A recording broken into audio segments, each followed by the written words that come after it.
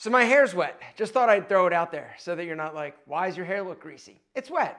Today I want to talk about something that I recently started, which is therapy. I want to talk about why I started it, and some learnings that I've had over the course of the past few weeks and some sessions that I had with my counselor and therapist. His name is Glenn.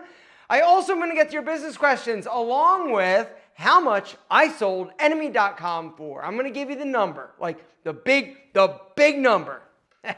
Or is it a big number? Or did I just say F it? Here's what I want, and if you'll give me close to it, I'll take it. Anyway, today though, I want to talk specifically about therapy. All right, this is not a sponsored video by BetterHelp, even though I did go through my link to BetterHelp and sign up. True story, I did. But the deal goes like this. Therapy is something that I've talked about a bunch on my YouTube channel, and it's something that I believe in. It's something that I have used at different points in my life. I started my first therapy session when I was like 5 years old. My mom put me in therapy. We had, my mom and dad were going through a separation. And one of the things that welfare government assistance allowed was if you've got a kid and you're going through a divorce or a separation, it will pay for a few therapy sessions. And so from a very young age, I started, learning to talk a little bit about my feelings and things that were going on. I also then was raised by a woman, which also, I think, helped my ability to kind of articulate how I was feeling and to be willing to share and talk about things that were bothering me or just things in general. And then I went to college, and at that point I was pissed off. I had a few abusive stepfathers, as you guys know, and I've talked about before. I also grew up very, very insecure. And there are a bunch of reasons why I was insecure, but one of the big ones was we didn't have any money, and I was aware that everybody else around me had more money, and I felt like I was less valuable than other people. I also was kind of ashamed. And then you throw in there some abusive stepfathers. Emotionally, they did their number on me. And I lost my ability to stand up for myself. And I was pissed. I was pissed at my mom for basically dragging me through this. And then I would go to college, and she ends up leaving my second stepfather and starts dating somebody, and she goes and she moves to a different state. And I was, again, very pissed off and mad at her specifically. And so I went to therapy when I was in college. I went to West Virginia University, and one of the things that you could do is have therapy. And so I knew that I wasn't happy. I was doing a lot of self-medicating at that time. I was drinking a lot. I was, getting blackout drunk like all the time. I was doing, other drugs, and I was a little bit of a mess. And so I decided to go to therapy then as well. In college, I went for a few months, and it helped. Every time I've gone, I feel like it has helped move the needle a little bit. I graduate, I'm feeling better, but I still haven't resolved a lot of my issues in terms of standing up for myself and finding my voice. As I've talked about before, my girlfriend throughout college, I dated her for like 5 years in total.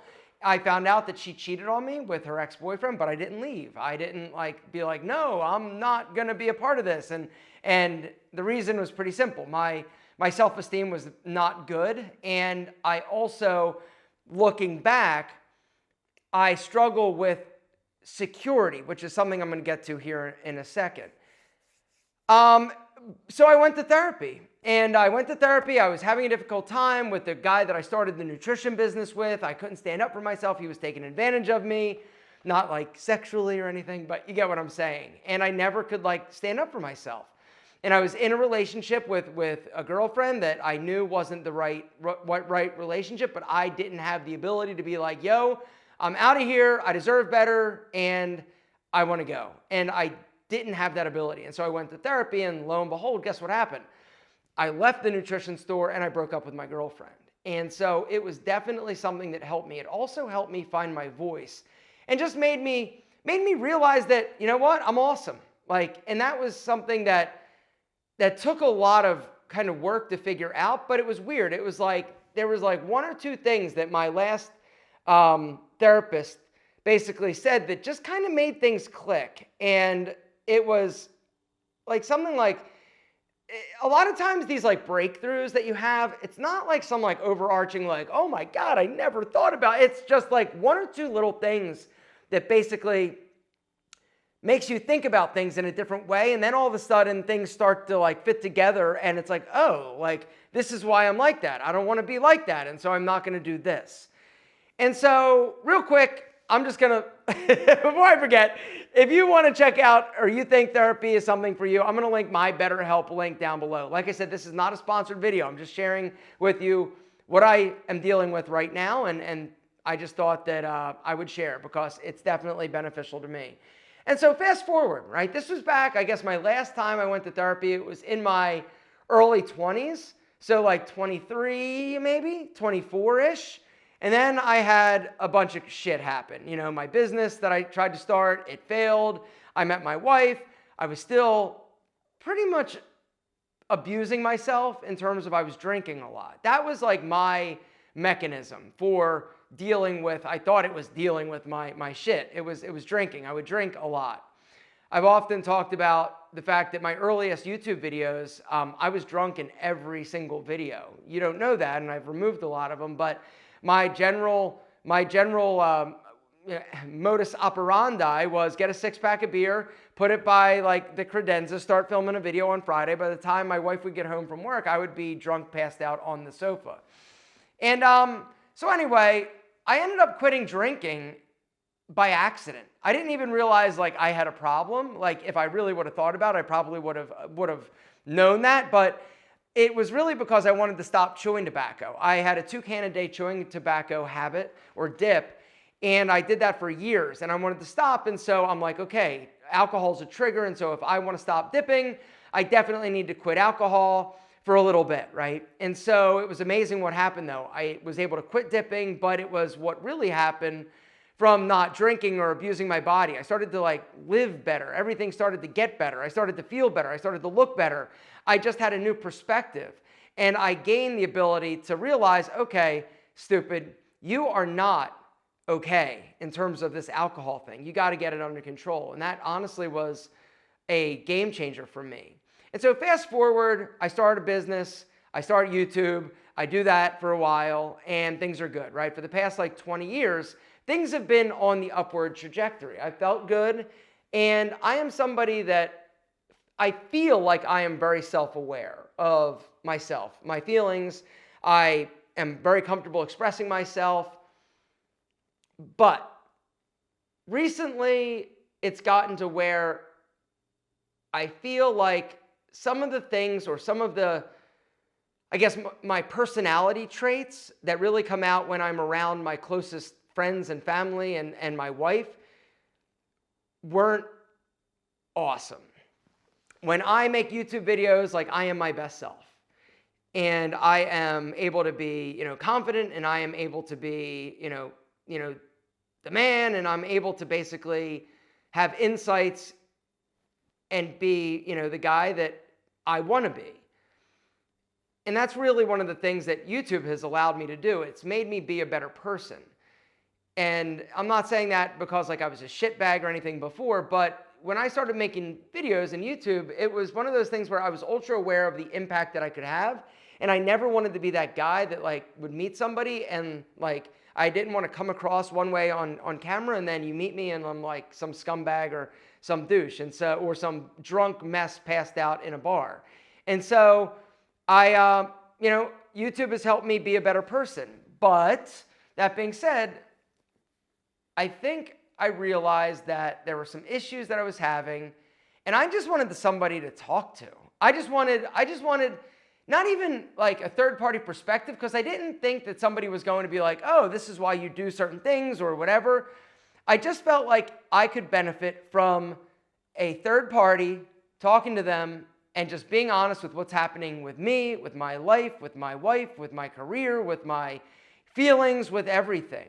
Because I know deep down, like I know that I'm still an insecure little kid. Like I feel like there's this insecure little kid, even though like I have like success, even though like I am not broke anymore, even though I have definitely been successful, I feel like a lot of the things that I do, a lot of the ways that I feel and the things that basically come out of me are because I was insecure And some of the reasons why, I build a big house, it's probably something to do with feeling insecure and wanting to prove to people that I've made it or prove to myself. I'm not sure which one.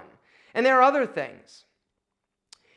And so I decided, you know what? I want to talk to somebody. And so I went to my link and I put it off for a few weeks, actually. I'm like, maybe later, maybe later, maybe later. And then I sort of reminded myself, I think I said something in a video like, nothing changes if nothing changes. And I'm like, well, I need to take my own advice. And so I ended up going to my link and signing up for BetterHelp. I did the questionnaire, very long. It's very detailed and it's awesome.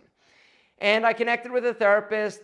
We had a scheduling conflict, but we ended up having our first session. And the thing you got to understand is that therapy is one of those things that builds over time. You don't just like have one session and all your problems are solved. You got to get to know each other. It's very similar to dating. And so the first session, like I just dropped all sorts of like bombs. Like I just talked for 45 minutes about me, about my history, about who I am, where I was, what is going on currently, and kind of just like dumped it in his lap. We scheduled another session, and the next session, it was a little different. Because we had a little bit of background, and he actually was bringing some things up to me that I didn't realize. Like one of the things that I am wanting to stop doing is correcting my wife, or basically arguing. She calls it arguing, I call it like correcting. And I mentioned it in a video a few weeks ago on my Outbound YouTube channel. We had a really big fight, and it was basically because I always have to be right even when it doesn't matter. And so I was sharing this with my therapist, and I shared this with him, a few weeks ago. And one of the things that he brought back to me, it kind of was almost an epiphany to some degree.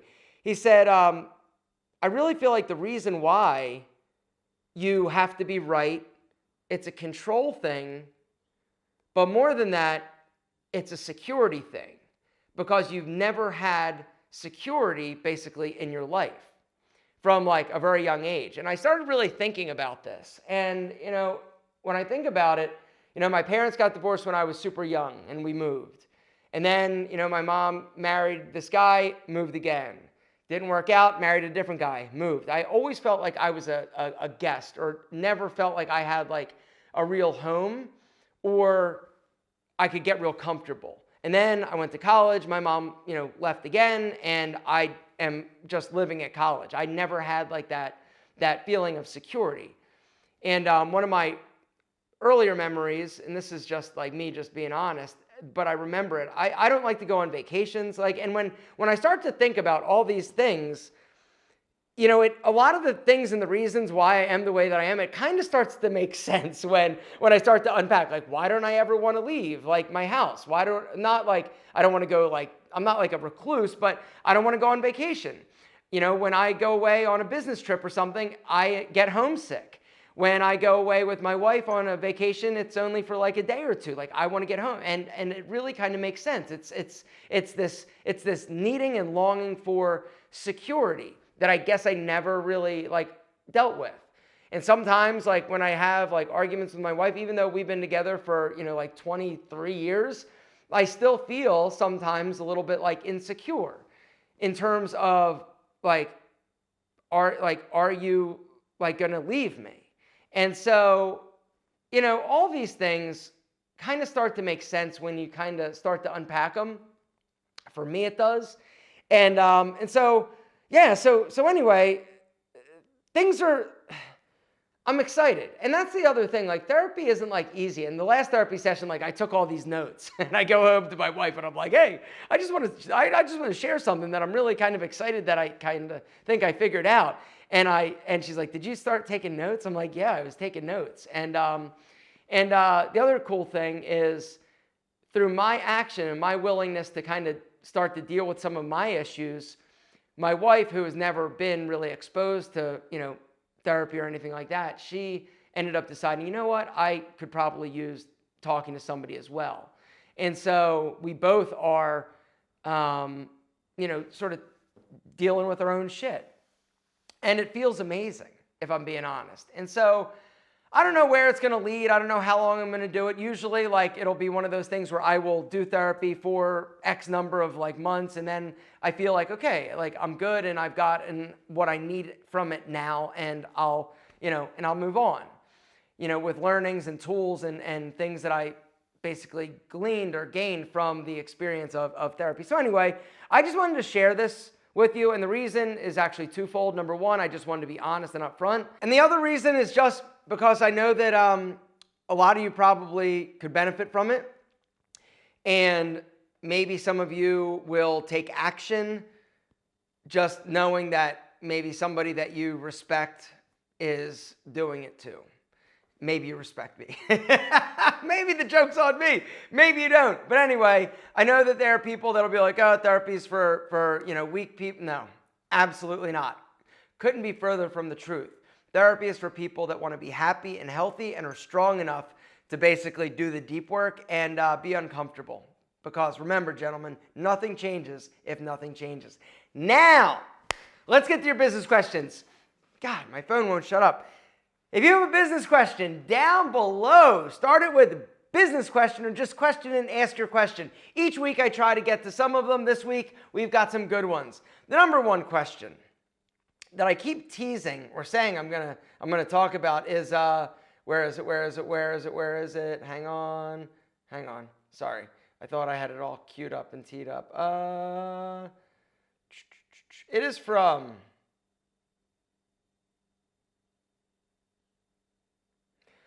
our friend RRR2550.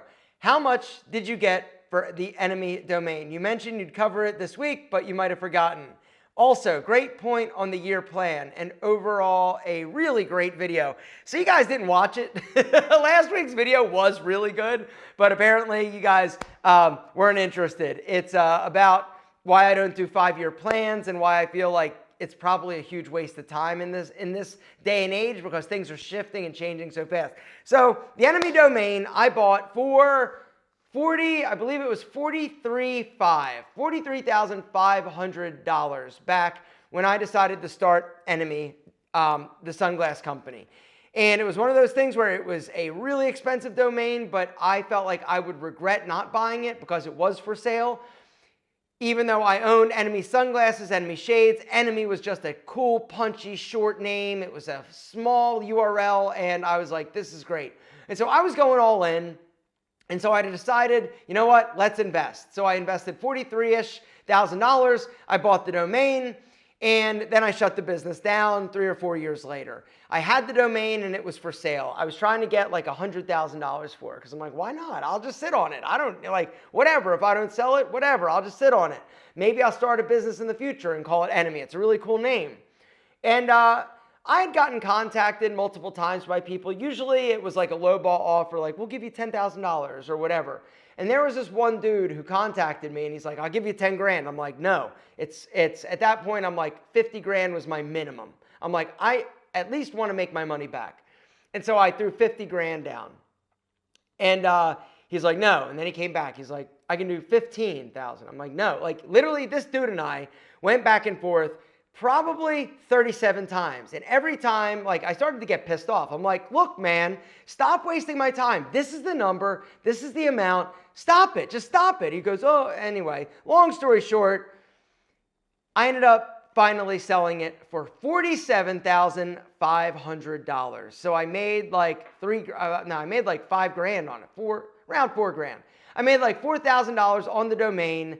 I didn't get my $100,000. I didn't make much money on it, but I was just thinking about it. I'm like, why am I keeping this? I don't need this domain, but what I could use is $50,000. And so I sold it, and I'm happy I did. I haven't thought about it once since it's been gone, but it was a great thing to be able to get rid of that domain. So that is the answer to that question. The next question comes from our friend Kaji in 0606. He says, I'm really curious what your vision or strategy for your upcoming real estate projects. How do you decide which opportunity to pursue, especially in challenging markets? Also, regarding the apartment complex you mentioned in a past video, is there any update on that project? Would it be possible to have a tour in the future? I would be super inspired for someone like me it would be super inspiring, blah, blah, blah, blah, through real estate. So real estate, I am a huge believer in. I have a lot of money tied up in real estate, and it's a really weird time right now for real estate, okay? With the fact that interest rates are high, it's very difficult to do what everybody was doing a few years ago, like guys like Ben Mala and all these like real estate guys that would basically find a property, take the bank's money, buy it, and then they'd start renting it, and then they would pay the interest back. It would be like an interest-only loan, and then they'd refinance it. They'd make the difference between the interest rate and what they were making in their monthly, rent and all that. But the math doesn't work anymore. Interest rates are so high that it's really difficult to do that. So I have been sort of looking and thinking about what is my next kind of real estate idea or transaction or deal. And I know that it's going to be a piece of land. I don't know where. I want it to be close to me. I've been keeping my eye out. There was a property that I basically inquired about that was for sale years ago, and it ended up being sold. And I went to the owner. I'm like, hey, are you interested in selling this? And he goes, well, what's it for? Is it for a passion project? And I'm like, what kind of stupid question is that? No, it's to make money. And he ended up taking it and deciding to develop it himself. But it was a great piece of property, needed a bunch of work, and I was going to make an office warehouse complex out of it. The idea is that I'm going to be needing a bigger warehouse in the future. Rents in my warehouse are starting to increase. Every 3 years it goes up. There's going to come a point at which it just isn't going to make sense for me or feel right to basically keep paying this rent when I could buy, build, lease out other units to other tenants or sell them. Or sell the whole complex. I don't know, but I like the idea of a warehouse complex. The downside to that, it does need a significant footprint in terms of a lot. It's probably going to be at least an acre, probably closer to like 3 acres for me to do it right. But I love the idea of doing something like that. Also, the cost of doing that isn't crazy in relation to what you can actually get back if you do that. And if you lease them, you can definitely make some money. The other thing that I've been looking at is doing a spec home. I love the idea of building a home. And so what I've been doing is keeping an eye out for vacant lots or homes that are a good enough price on a good enough lot that I could buy, tear down, and build from scratch. And this is something where, for me, it's more about finding a great location as opposed to a good deal. A lot of times people just get like good deals, but for me, location, location, location. I also know that if I'm going to be doing a spec home, I'm not going to be cutting corners. I definitely need to manage my taste because I have very expensive taste when it comes to building a really nice house. But what I'm thinking of is somewhere in that like $2 million range spec home wise. And so, I probably need to be all in around like 1.5 million. So I'll make probably like $500,000, maybe a little bit less, maybe a little bit more.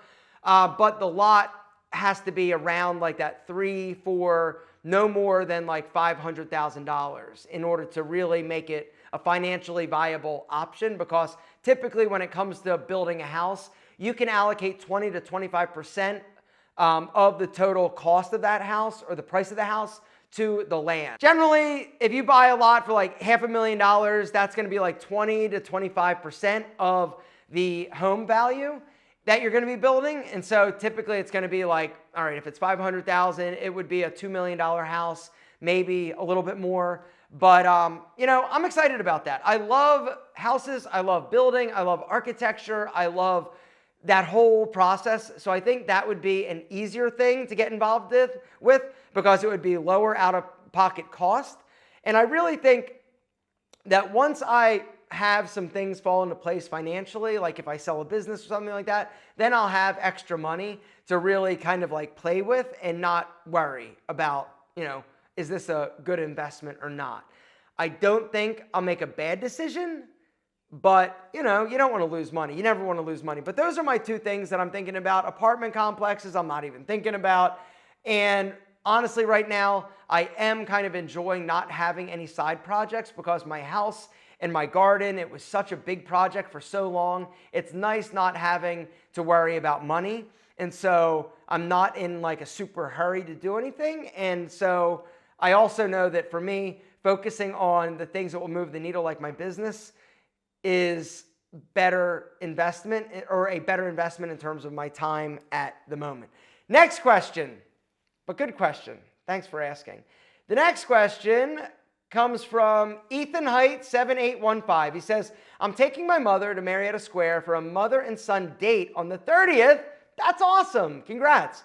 We are going to Seasons for breakfast and Bottega for lunch. Do you have any hometown favorites? Also, who's in your corner, and how do they contribute to your sex? Freudian slip. Success. All right, so mother son date, Bottega is awesome. Marietta Square, like for you guys, you always hear me talk about Marietta. Marietta is just a really cool little quaint town. It's 20 minutes outside of Atlanta. It's got a little downtown square, tons of shops and restaurants and things going on. It is vibrant, it is fun, and it is awesome. And it is a very, very popular destination now. People are moving here like crazy. And the cost of living is low relative to other major metro areas. And it's just a great area. The restaurant Seasons is an awesome breakfast spot. It is getting all sorts of rave reviews. I haven't been there yet, but I hear the biscuits are phenomenal. Bottega. All right, you guys that have been watching this channel for a while know that I went to Bottega. They have the sandwich called the Merino. It is a sandwich that I developed with Raphael. It's a meatball sandwich, and it is amazing. Bottega is just fun, and it's fresh, and it's awesome. In terms of other places that I love, if you like sushi, there's a place called Tycoon on the square that is the best sushi, best Thai food in the universe. It is amazing, like amazing. Like I love it. Like if I had to pick one place, that would be the place that I'd go like every day. I love that place. Let's see, what other places do I like? There are other places that are good, but I'm a creature of habit. I go to the same place over and over and over again.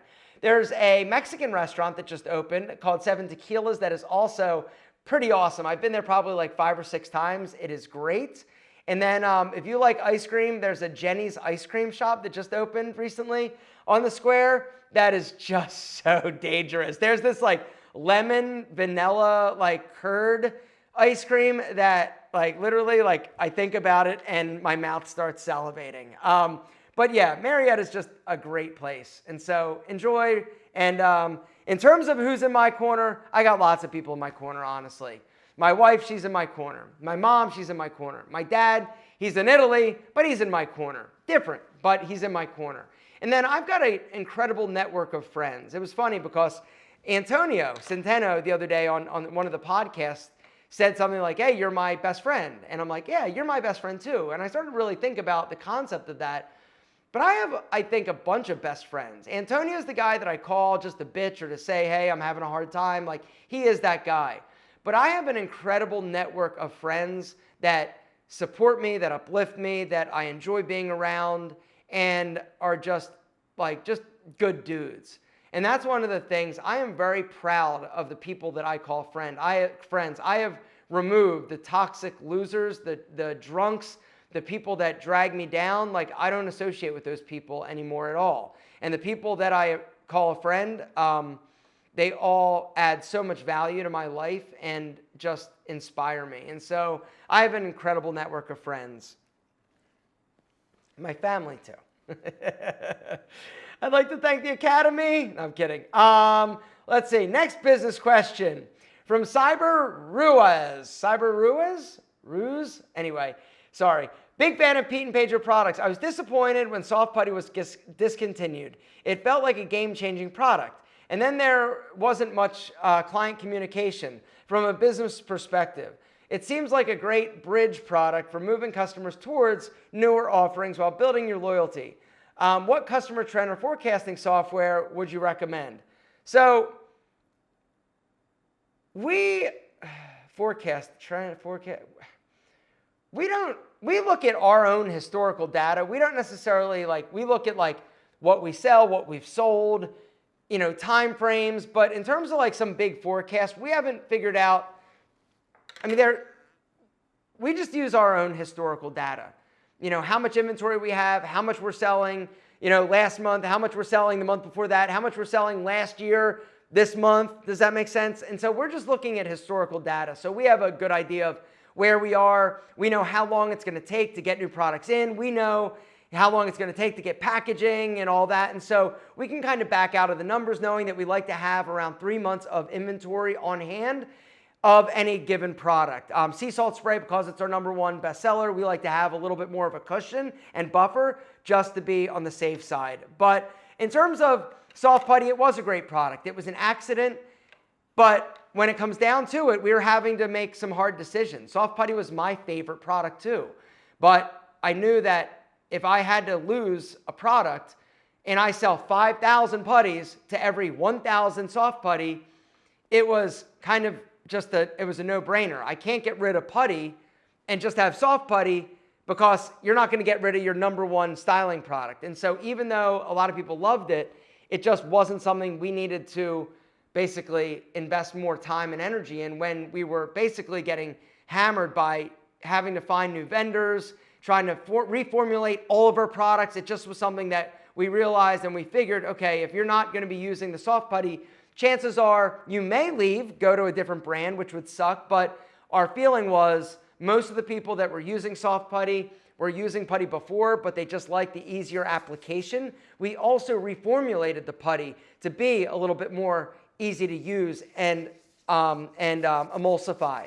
And so we had to make the hard decision. I hated it. I love soft putty. It's like the best product. But in the best interest of our company, knowing that you can't have millions of dollars tied up in inventory and you've got to be strategic in what you sell and what you keep and be honest when it's time to get rid of products, like it's time to get rid of them. Maybe they'll come back, but yeah, in terms of the communication, I'm sorry about that.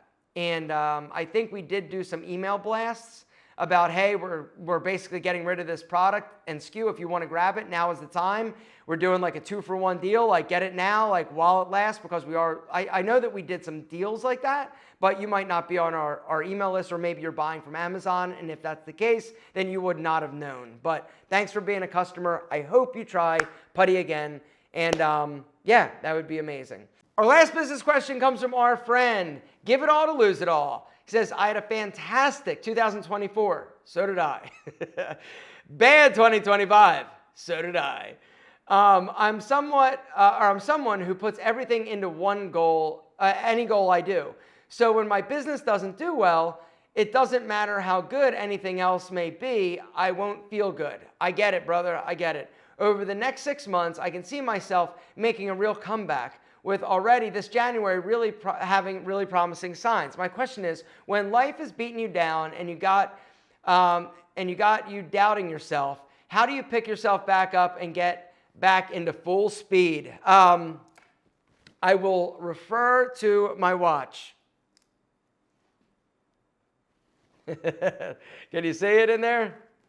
Anyway, it says, get to work. I feel you so bad, it's ridiculous. And as an entrepreneur, you do kind of keep score, right? It's like, this year was good. That means you were successful. This year was bad or worse than the year before. This means that you were a loser and you suck. I know. For me, I am also optimistic. I also am a believer that I just need to figure it out. I am smart enough, I can work hard enough, and I have built an amazing team of smart, competent, capable people that have my back, and we have to together move forward, figure it out, and fuck shit up, like period.